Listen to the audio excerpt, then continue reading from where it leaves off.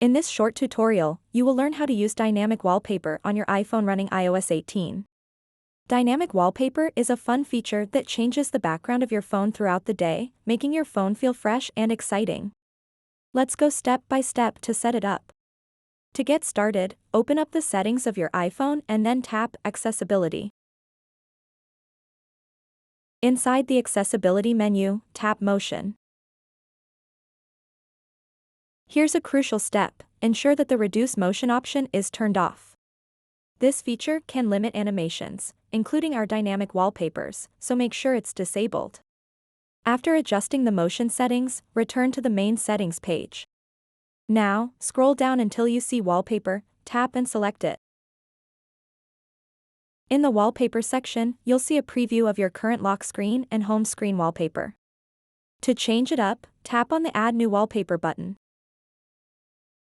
Scroll down through various wallpaper options until you reach iOS 18 Dynamic Wallpapers. Once you've located the dynamic wallpapers, start swiping through the selection available. Each wallpaper features vibrant colors that shift dynamically, hence their name. Let's select this wallpaper. Now make sure it says dynamic, rather than just a color name like yellow or pink. This indicates that it's indeed a dynamic wallpaper capable of changing its appearance over time, and you'll see a live preview showcasing its color-changing effects. Then hit Add in the upper right corner of the screen. Next, you'll have two options presented. Set this new wallpaper as either a pair for both lock screen and home screen, or customize the home screen separately based on preference. Choose whichever option suits your style best. Before wrapping up, there's one last detail worth mentioning: ensure that low power mode is disabled if it's currently active.